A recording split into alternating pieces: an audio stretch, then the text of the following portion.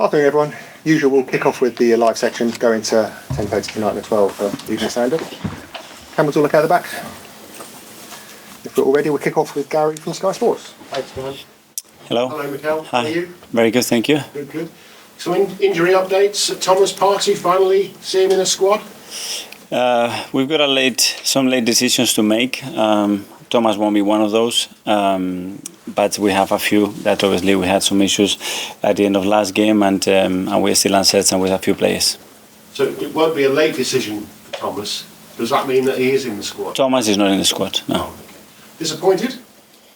Well, it's what it is. You want everybody available, and he's a top player for us, really important player for us, but at the moment he's not fit yet. And those late decisions, is one of them Declan Rice? It is one of the players, yes. And what are the chances? Is he racing against time?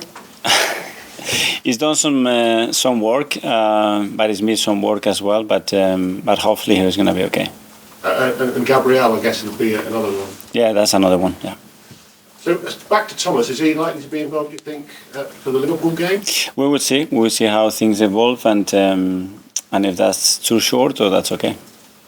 So I'm not going to. I know there's only a few days left in the transfer window. It all seems pretty quiet. So I'm not going to ask about any ins, but on outs, are you leaving the club in the summer? Who, me? No, that's totally fake news. What you read yesterday is, I don't know where it's coming from, and it's totally untrue. I'm really upset about it. When you heard the report, I guess you were trying to relax on a Sunday evening. What was your reaction? I could not believe. I don't know where it's coming from, and it has no source. It's got nothing, and I think we have to be very cautious when you talk about personal things to put it in the way that it was put yesterday. You've got unfinished business here, quite clearly.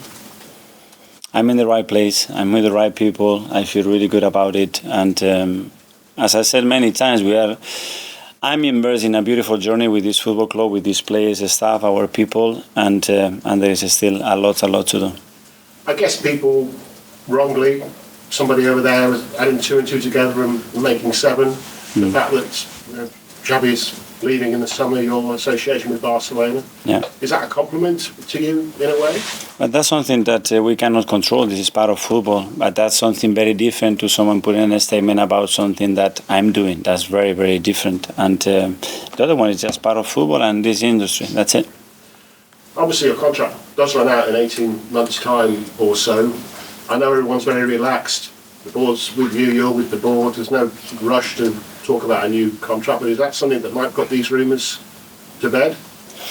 I don't know. I think I've got a extraordinary relationship with the board, with Edu, with team, with ownership, and things come in a natural way. And we always done it that way, and it worked out really well. And when the time is right, we would have those discussions and think about the best way to do it. Thank you. Thank you. Go to Niv from PLP. Hi, good afternoon. Hi. After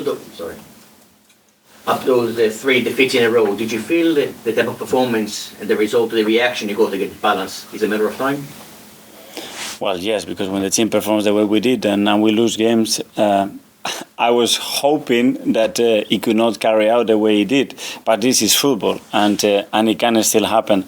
But I was very confident that it was coming because I could see the team, the way it was playing, performing, how upset and angry they were not to have what we deserved. And as well, it was, I think, a motivation as well to, after the break, put it right and get back on track. Looking at Nottingham Forest tomorrow, you had roughly 10 days to prepare. They had significantly less. They have plenty of players involved in the AFCON. Do you see it an advantage from your point of view? I see. We can manage and optimize our preparation, and this is what we have tried to do against a team that I know the manager really well. Is going to be extremely competitive. We have some really bad experiences over there in the last 2 seasons, so we're going to have to be really good to beat them. I want to ask you about Martinelli. The 2 goals that he scored against Palace recently, how important are they for his confidence levels and also for the team to offer him the right support to carry on doing it in a consistent manner? Absolutely. Sharing the goals, we said that it's really important, but there is the individual, is the me, and the confidence and taking some anxiety away from it and actually scoring 2 beautiful goals like we did, I think is going to make him a lot of positive things. I want to ask you about Jurgen Klopp, please. The announcement he shared recently. How do you think Jurgen not only changed Liverpool as a club, but the whole Premier League as a competition? Well, I think he's made this league much better. I think, first of all, the person, the character, the charisma, the way of transmitting his ideas and his passion for the game is something special. And I think he's had a big contribution for the growth of this league. And then I love the way he did it, you know, the emotion that he put it. And when you see a human side explaining the reasons behind it and the challenges and everything that goes related to our job, I think it was spot on. And I think when someone is done what he's done for that football club, for the league, you have to respect that and basically say thank you, because I think it made the league better, it made every manager better, and it made this league much more beautiful and intense. Mikel, you talk about the personal side of having to be a manager with Jurgen Klopp leaving Liverpool. Obviously, he's been there 8-9 years. Arsene Wenger was here for over 2 decades. Is it harder now to be a manager at a successful club in the Premier League than it ever was under Wenger or Fergie?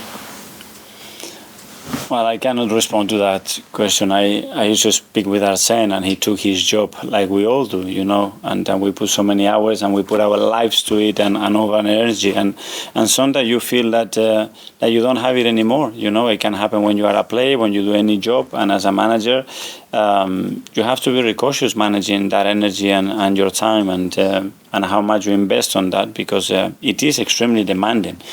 I love it, and I'm young and I have a lot of energy, but I understand that after so many years, I think with Jurgen it was 24 years doing a different job in different countries, is something that naturally happens. But you're also high energy, high intensity. So how do you keep going every week, every month, every season back to be able to get to that level again? I think because I love what I do, you know, and I love every minute, and I get a lot of joy with waking up every morning and knowing that I have to drive to Colney and I'm going to meet these people, I'm going to spend time together, and we're going to prepare to be better for the next day. And that's what it drives you. It drives you when you feel respected, when you feel loved as well, when you see a clear direction and ambition, what you want to do as a club and as a team. And this is where we are right now. When you were talking about the fake rumours of you going to Barcelona just now, you mentioned the word, you said you were angry. Were you angry because somebody had put that story out there, or were you angry because you have such a close relationship with the fans, you didn't want them to think, oh, I read that, it must be true? Yeah, but one is a consequence of the other, first of all, because I'm really cautious about when I talk publicly about my personal things, and when someone puts a statement saying something that I say or did, it is upsetting. I understand that we are in this industry. And the second one, because I don't think no one deserves to hear that in news like that. And I've always been really straight, and I always said completely the opposite, how happy I am, how grateful I am, and how much I enjoy where I am right now. So that's the reason why I'm upset. And finally, we're now over the winter break, as it were. It's full blast pretty much towards the end of the season. You've talked before about being in a traffic jam on the motorway in terms of the top of the table. How are you going to get into top gear and be full in top gear between now and May? Well, we've been that for the first 6 months. We've been there. There were moments we were second, third, fourth. We were first as well for periods just before Christmas or during Christmas, and now we have to catch up. And the best way to do it is continue to play how we're playing, get results, get momentum, and put back-to-back victories. And at the moment, it doesn't depend on us, you know, but there is still so much football to play. Mark and Pierre?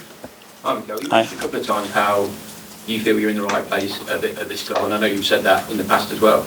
Do you feel then that you have still unfinished business here, given you took them from 8th in your first season to second and challenging?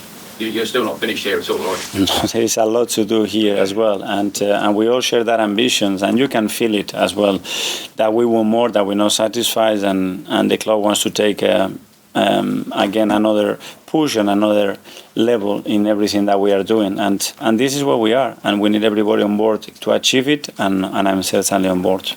And just a quick one on the contract. Have you had any discussions yet about it? No, we haven't, but this is something that it would happen naturally when it has to happen, if it has to happen, and that's it.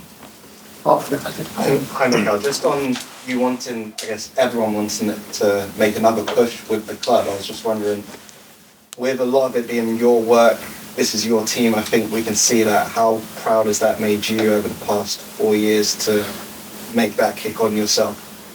Yeah, well, I always felt that it was our team, it was my team, because when you make the decision to coach, to manage a team, a club, you have to make those players your own. It's the same with the staff. You know, it's not players that they sign another manager. You make them your own. You try to maximize as you want. We have 2 years of very difficult COVID situation that we cannot forget. And then my job become more normal within the complexity of the situation that we have, much more normal and doable, hopefully, and I'm enjoying it a lot, and I feel that we are in the right track. But again, I think we are still very far with my vision is that where this club and this team has to be.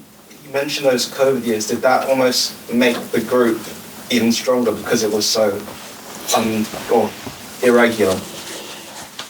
I don't know. We navigate some difficult moments and challenges that we have through COVID, I think, in a really powerful way. And hopefully, my belief is that created emotionally a really strong attachment and belief that we were the right people to take the club forward. You know, and I think it happened for a reason, and I think we used it in the right way.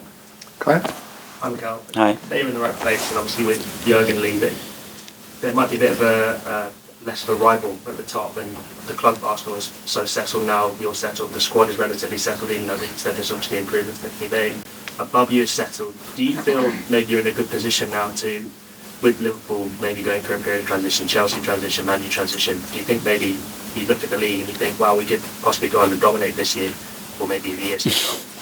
We don't know. I think we can take care of our own business. We've got a lot here still to do, and what others do, we don't know. Sometimes there's a new manager, they have really great impact straight away, and we have some cases in this league that happened in the past, and sometimes, as you said, need some transition. We cannot control it. Let's focus on what we can do. Okay, James. Yes, Hi, Mikel. Hi. Jurgen Klopp announced he was stepping down. He said that he could never manage another club in England because of the relationship he had with Liverpool. I just wondered, obviously you're younger, but you've had 4 years here as a manager, 5 as a player. Could you ever see yourself managing another club in England? Today, no, but I don't know. I play for 2 great clubs in this country. I moved around in different things. I'm extremely young, and I don't know. I don't know what's going to happen. Okay, we'll now go to 10:32.